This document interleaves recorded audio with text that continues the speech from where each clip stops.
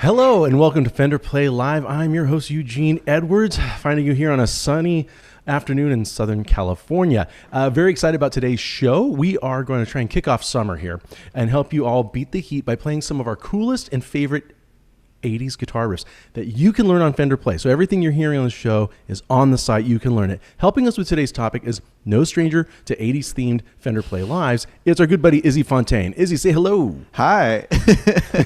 And we also have, of course, and we never do this without a doctor in the house, Dr. Dylan Caligiuri. It's nice to be here. Thank you, guys. Thank you so much. Izzy.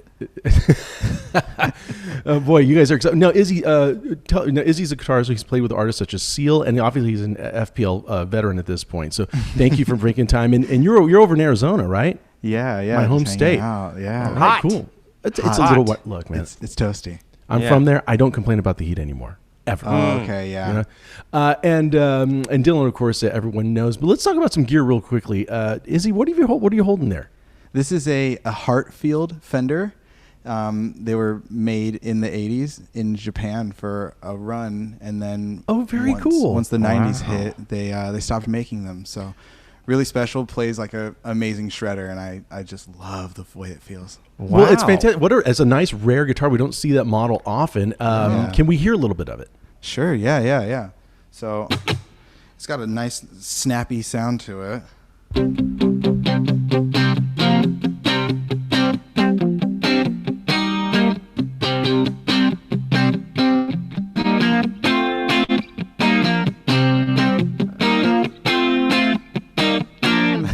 Wow, nice teaser. Nice teaser for something we'll hear later in the episode. That sounds fantastic. That sounds very 80s. It looks very 80s. Yeah. And Dylan, how about you? What do you have?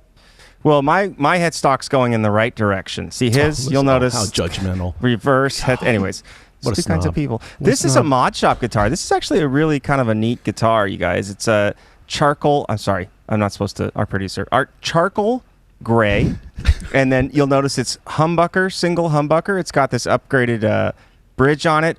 Did you notice the neck is an odd color here at all? Did anybody? I can kind of tell. It's all rosewood. Yeah. All of it. Oh, the whole neck is. The entire neck. Beautiful. So it probably has a great sustain, I would imagine. Dude, this thing. Okay, so.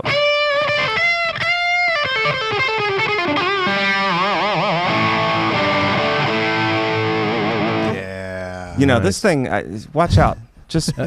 It sounds you walk crunchy. in, but you limp out.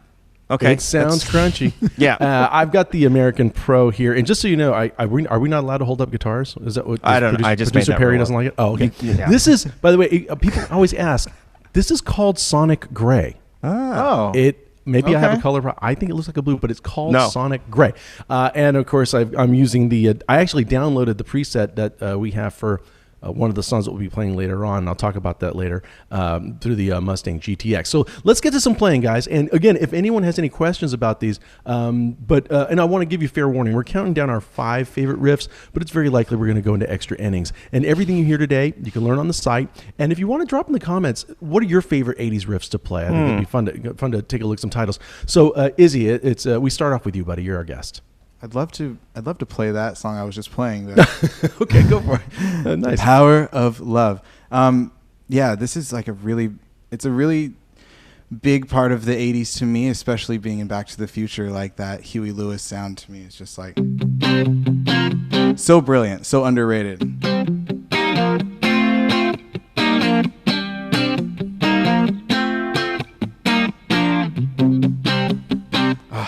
I love this song.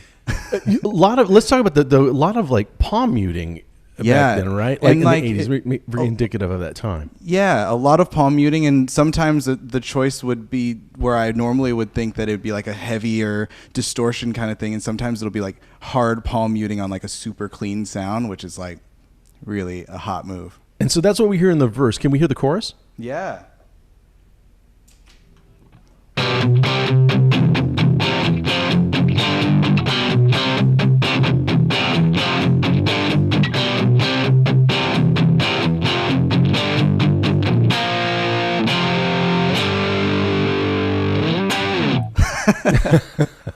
The power of love. Yeah, exactly. Sorry. Somebody had to do it. Shave and a haircut. That's what I was going to say. Exactly like Roger Rabbit. Hey, there's an 80s reference. So Izzy, why this song? Well, to me, I mean, I love the idea of being in a time machine anyways, but like I watched Back to the Future way too many times to count, and like it's always been like I don't know, just something that's really made me think of the 80s in general, but also that song, the production and all of it, like those kind of clean chords.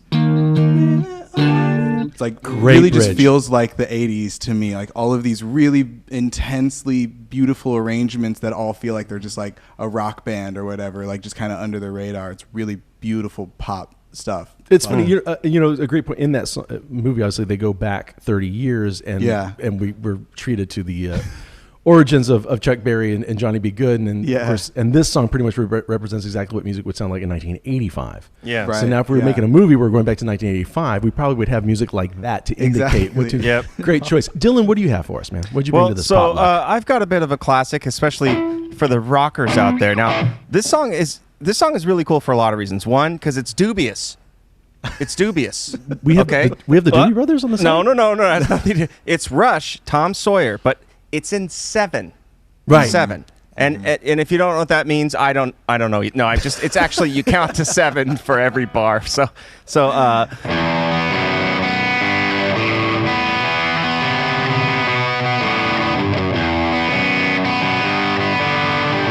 sorry. All right, so it's got that part in there, right? Which is basically just like, I don't know how else to describe it except that, like a curtain comes down and you're just you're grimacing. Okay, and then this guy.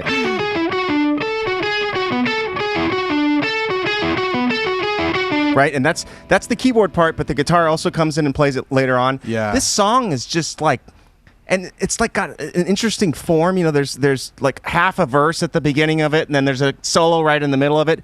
Mm-hmm. Possibly a Tool, if you know the band Tool, possibly the greatest contributor to those guys. The greatest influence on those guys. And this band is just, Canadians. Yeah. A three-piece. Play guitar. It's cold. And sickest intro. Come on. Mm-hmm. Now I knew it's not lost to me that you would choose an odd meter song for our 80s riffs, and I'm proud of you. No, I'm proud of you. Okay. Can you do me a favor?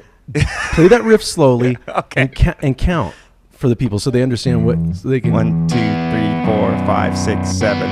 1, 2, 3, 4, 5, 6, 7. 1, 2, 3, 4, 5, 6, 7. 1, 2, 3, 4, 5, 6, 7. 1, 2, 3, 4. It's really hard to think. Well, hey, man, you're the one that chose hard. No, I'm proud of you for choosing. I almost did it. My first riff is something that now, full disclosure on my first riff, I already broke the rules. Keen viewers will know that this song was actually released in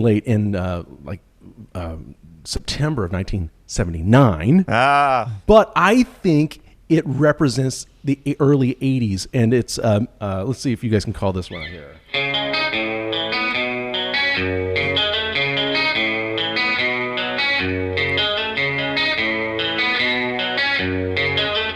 Right?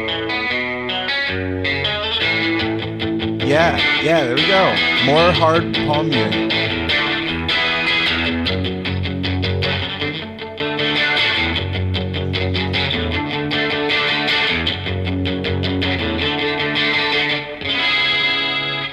So it's Message in a Bottle. Message in a bottle.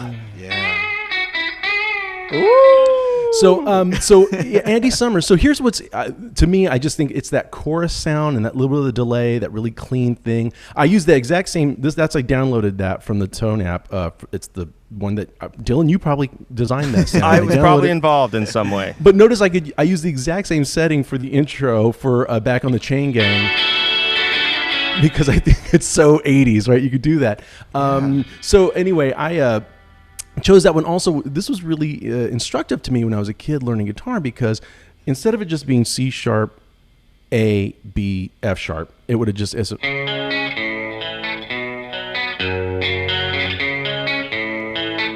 mean, it's okay, but it doesn't really do anything. But so Andy Summers makes it this, what, is it the 9th he puts on there? It's an add 9. Add 9 on every chord. That's right. And also taught me how to do some serious finger stretches in the fret hand. Yeah. So that's my riff. But we've already got a bunch of people, some audience, some of their favorite riffs. Let's run through these. Michael Whiter, One Way or Another by Blondie. Man. Yeah. You know that? Go ahead.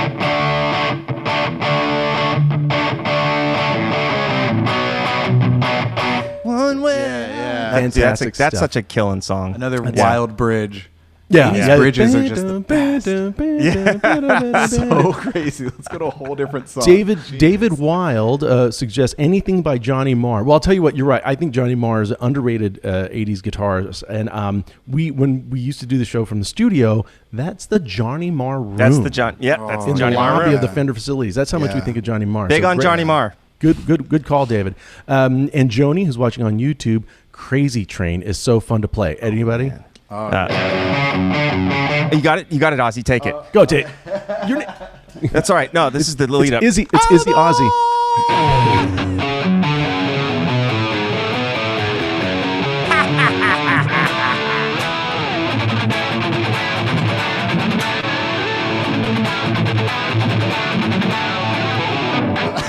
Crazy. Fantastic. So yeah, Donnie Brooke also suggested "Crazy Train" and "Breaking the Law" by Judas Priest. Ooh, We yeah. have. Oh, I think we yeah. actually have "Breaking the Law" on the It's side. on the side. I believe. Full song. And Casper Casper Solenfalk mentions "Rebel Yell" by Billy Idol. That's a good one. Oh, yeah. Anyways. Yeah. So and also Dylan, we got a comment from J.M. Harden. He says, they say there's one great word to describe it, Dylan. It's prog. Prog. That word yes, says just about that's everything. what I was looking for. Oh, okay. They Thank are you very much, progressive. Harden. Now, Yeah. Izzy, before you play your next riff, what are the characteristics of 80s guitar riffs to you? Well, usually it feels good. That's the thing that I really enjoy. It's like a lot of 70s riffs are kind of cool, but once it gets to the 80s, the straps get a little bit lower, the tones get a little bit louder. It's a little bit more guitar centric. It's feeling cool, feeling good, and so like a lot of times it'll just be big power chords, a lot of chorus, and the tone is just paid a lot more attention to. I feel like it sounds expensive. It feels good. It feels good to play it. It feels like a nice, like, I don't know, like a vintage Lexus or something. It just feels good, or a Mercedes. I don't know. Whatever. All right. Feels- choose your car.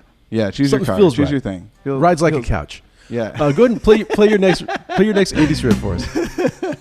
No, thank you. Okay. So let me bust this. Let's see.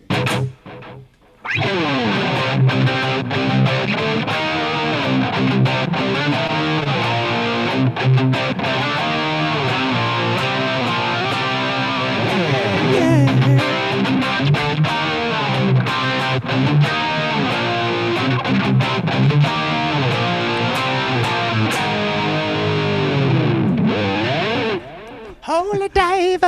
Exactly. That's the second track on the debut album by the band Dio. What a Yes. great clarion call. What a great way to introduce yourselves to the world. So do you remember learning that riff? Like what? I do. I mean, it was. I admit that I found out a little bit more about Ronnie James Dio through Tenacious D when they wrote a tribute song about him. And once I did, I was like, this is the thing that's been missing from my life. I had no idea. I see this little dude up there with like full on like shredded leather and things just going like, ah. And there's like dragons and rainbows behind him. I'm like, this is it. I found it. And the riffs are just so heavy. Just power chords. That's it. Yeah, you can't hear the third either way. It kind of has a just mystery to it. dun, dun, dun, dun, dun, dun, dun. This amazing march and like Yeah, great, and the drums are right locked in with it. And the Dylan, cymbals are this high. They've got to be way up there. Everything Some should be behind almost you and, inaccessible. like- Yeah. That way. it looks like more effort. Hey, Dylan, can we discuss a few 80s tone tips before you rip off the Absolutely. joint from the place here? Absolutely. Of course. So here's the thing. So guitar in the 80s, this is like the first time we were able to make guitar super huge, right, without having a ton of bands or a ton of people in the band. You notice a lot of the bands we talked about, it might be four-piece with the singer, but really it's a trio with the singer, right? Or in the case of the two bands that, Yeah. ho, Hey, there we go. U2, great example, 1987. Bono, Yeah. who honestly, guys, changed guitar tone as You mean we know it the kind Edge? of permanently. Correct. You mean the Edge? Sorry, the Edge. Bono. Yeah. Bono. Hopefully, I think he plays guitar too. But anyway, for the blooper reel, Perry. That's for the blooper reel. Okay, finally, keep going, buddy. go with the second take, guys. Anyway, so, but he basically changed the way the guitars sound, and so did a lot of these other players. That from Holy Diver, like the way that the guitar was interacting as its own question and answer because of recording techniques, adding chorus in so the guitar sits in the mix well but can still be heard due to phasing. These are all some incredible practices that came out of the 80s, including a lot of digital reverb and delay. Right, digital reverb. They were starting to spread the guitars out into both sides of the stereo spectrum. And you mentioned about phasing. This is interesting because we have a question from John Smith in the Facebook community. What can you guys tell us about Mark Knopfler's incredible lead guitar sound from Money for Nothing? Now, do you know what what the gag is on that tone? It was a bit of an accident, right? He was playing it was a Junior actually with P90s, I believe, into like a really saturated amp, but the microphone went off axis, so it phased. Yep. And so that's kind of the trick. Now to play it live, I guess what Knopfler would take a wah pedal and just place it in a very fixed position. Right. Yeah. I didn't actually know that about the recording part. I assumed that it was actually just all a wah pedal just notched. No, I didn't know about that. That's cool. Out of phase microphones created that kind of that tone. And other than that, I think it might be I don't remember which amp head he's using, but it's clearly very, very driven. And so that's what we can tell you about that great tone and a very iconic 80s riff. Love an accidental iconic riff. Exactly. Now, Dylan, you've got one. You've got one, right? Yeah, You're let's see. up next. I've got some help. Hit it, boys. You guys hear that? Yes, sir.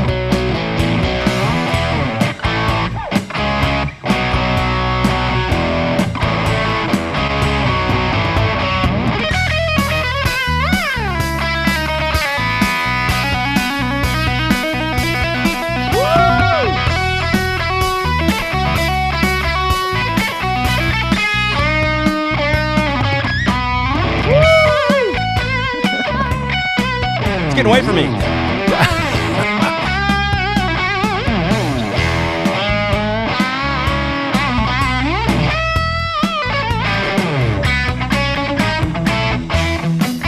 Anyways, it goes on and on. It just stays epic the whole time, though.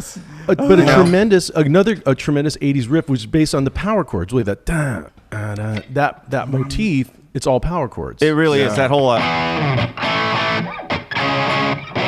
And I do want to mention, this song is on the site. All the songs we've actually played so far are on the site. This one is on the site, and it's taken apart very well by our wonderful Nikki. And as he pointed out, one of the coolest part in the song, I think, actually, is the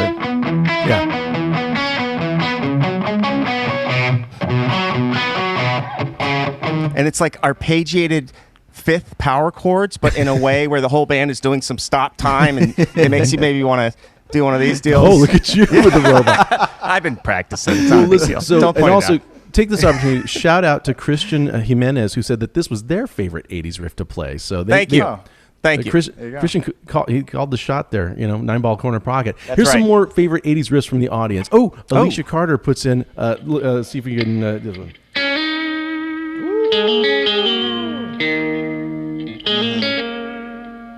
Boys of Summer. By Don Henley. Don Henley. But played by Mike Campbell, who's more famous for all the stuff he did with Tom Petty. Great call. That's a great, I love that.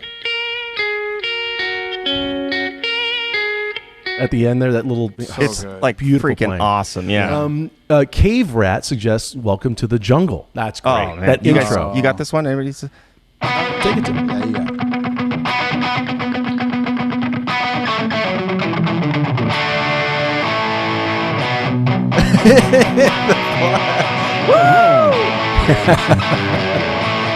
And then he's just a lot of spitting and stuff from there on out.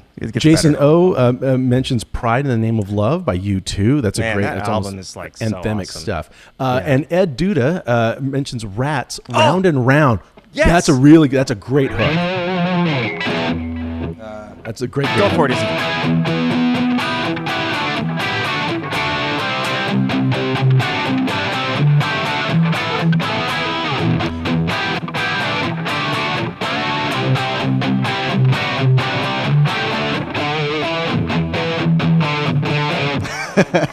Out on the street. Yeah, that Warren DeMartini. So I don't know if I'm getting the name right. Shout out from, it's either Iomar or Lomar. I'm sorry, I can't make out which letter that is, but he's saying this show brings so much joy to my 80s metal heart. So thank you so much, man. You know, it's fun for us. We don't always get to play a lot of this stuff. We don't always come across this stuff a lot on the show. So it's really, really great to hear these riffs and hear these tones. My next riff is going to go the other way, though. I'm going to jump over to the country genre because in the early 80s, a lot of country was a lot of chorus, a lot of strats, and then a couple of guys recorded at Capitol Records, and in '86 we heard this one hit their waves.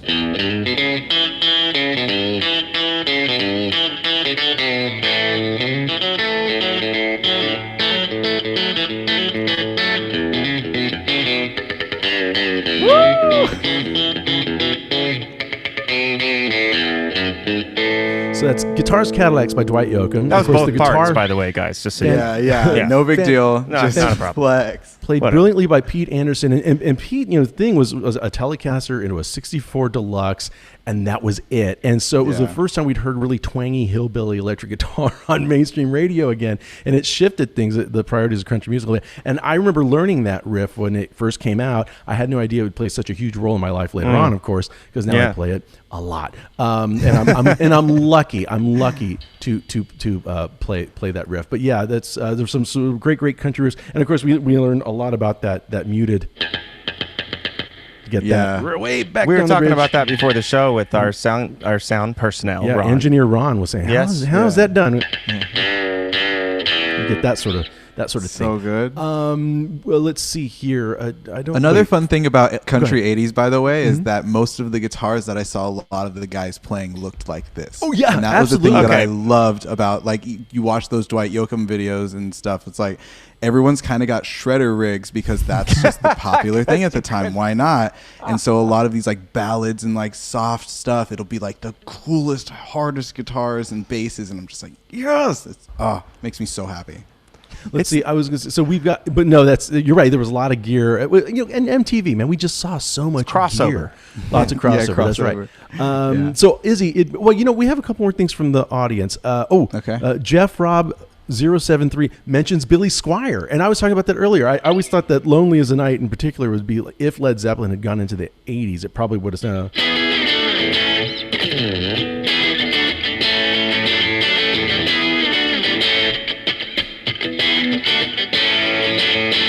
Kind of has a bit of that 70s rock thing carried over into the 80s. So good call, Jeff. And Michael D8393 says another good one is Princess of the Night by Saxon. Oh, hey. Saxon type. That's heavy. I don't know how to play that one. A lot of stutter guitar stuff in that band. Same thing as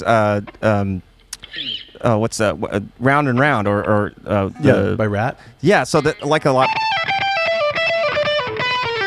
Like both bands had a lot of the same type of stutter stuff that came out on guitar in the 80s that was like it was an order of magnitude of more difficulty on guitar. That's it. I brought a physics term into it. No, That's you're right. That's true. Yeah, a lot of technique. A lot of Eddie Van Halen, obviously, the guy like I brought a lot of guitar technique onto mainstream radio.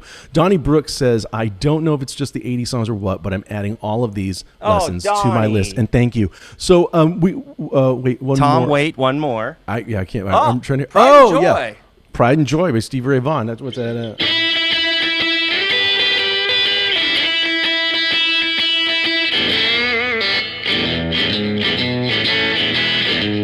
Good shuffle. Yeah, we heard a lot of blues guitar on radio too, but we're running out of time. So I want, Izzy, it'd be great if you could take us out on something. What would you like to play here? I'd like to do, as soon as I heard this song for the first time, I just was like, that's the tone. It's like a hot, crispy, clean. It's by The Fix.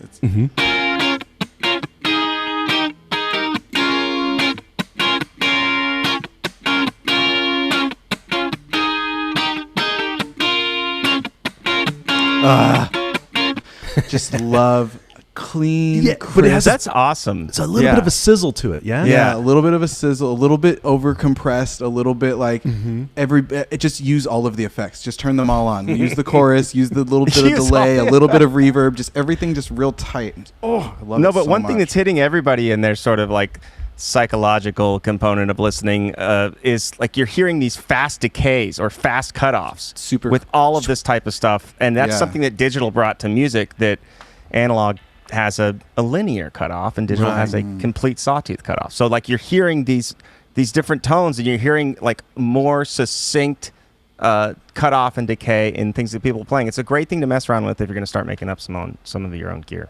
Yeah, learn about gates on your reverb. Yeah, that's a huge thing to understand. Yep. That's a nice little. That is a great secret to getting an '80s tone. That's a really, really deep secret there. This has been a blast, a thin slice of heaven, if you ask me. Now, Dylan, it's time for you to sign some homework, buddy. Oh, all right. Hey, so if you made it this far, congratulations, because you've made it to the homework, and we're going to keep going. You've made it to 1989. Yeah, we are at 1989. We're about to enter into So if you're a beginner, that Tom Sawyer song, I know it sounded intimidating, and you may have forgotten how to count when I tried to count a minute ago, but that yes, that whole riff right there. These are all accessible for beginners. I'm telling you, you can do that. You can do that. Yeah. You can do it. And that's how we have a version of this song that's on the site, and that's how it's taught. You'll be able to do it. Intermediate, Goodbye to You by Scandal. We didn't play it because it'd be a scandal, man. No. But Goodbye to You.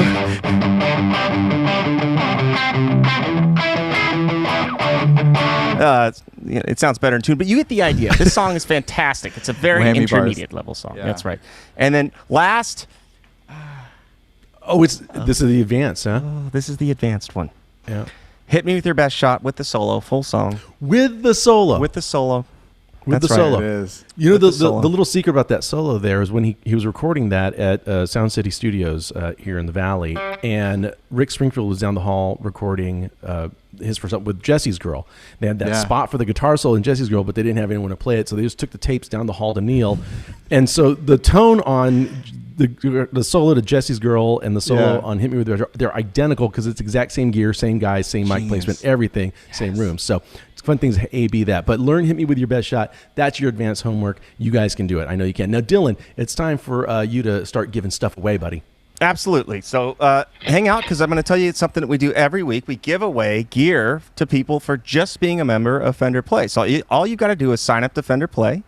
We have given hundreds of pieces of gear away. I'm talking P basses, J basses, electric guitars, acoustic guitars, anything with strings, like man. Things like in that category, right? And all you've got to do is just be a subscriber and simply use Fender Play for 21 minutes a week. So you win because you're practicing, and you win because you might win. Okay, so do you guys want to hear who won this week?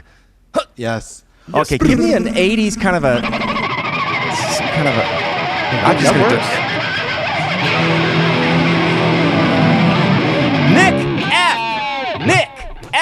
Nick F. Way to go, Nick F. Can we get a dive bomb? Yeah, can we get a dive bomb harmonic for Nick F? Yes, thank you. Horsies. There's your fanfare. There. Congratulations to you, Nick, and to all of you viewers out there watching. We want to thank you as well for watching and joining in the conversation this week. We love hearing from you and chatting with you. And every week. So thank you. Tell us in the comments if we should do a part 2 of this. Maybe. Part 2? I don't know. Yeah. But again, way to go, Nick. And know everybody out there in the comment section, Dylan did not mispronounce your name again. I did not. I have a potty mouth, but not. Dylan, what are the Fender Play updates this week? Okay. So this week, again, there's always new stuff on the site. Make sure you're checking the What's New category under the songs or skills. A big collection of our beloved Jensen's pop basics, Pop 101, if you will. So if you want to head to college and you want the topic to be pop, Jensen's got your back. All right, and then also, we've got some bass note strum things that are brand new on the site. One really cool one is we're working through what's called the family of chords, right? So a lot of people ask, how do these people write these songs? Like, how are they putting these chords together? How are they understanding chord progression and chord theory? And this is the build out. You build out, you learn how to play it as you're learning about why you're playing it. And that's what this build out does. Huge. It pyramids up into you just basically being the smartest human alive. Maybe a little less, but so being able to write a song instantly is or being huge, able to write a song. Okay, let's go with that. That's yeah, that's good. That's good. And so tons of new stuff on the site, honestly. And that's it. That's all I've got. Okay, cool. And a quick last shout out to Joni. I don't know how to pronounce it. AASE is her A's? Joni. Ase? I don't know. She won last week. Joni says the weekly giveaway is how I got my J bass. And that's awesome, Joni. So we're hoping that you enjoy that. Have fun with that. And everybody, we've had fun here with this. We'd love to do a part 2 because we just already ran out of time and there's many more riffs, as you all know. Huge thank you to Izzy for helping us out. It's great to see you, buddy. Thanks for joining us, man. Yeah, thanks, glad Izzy. to be here. Love it. We want to hear if you have anything coming up.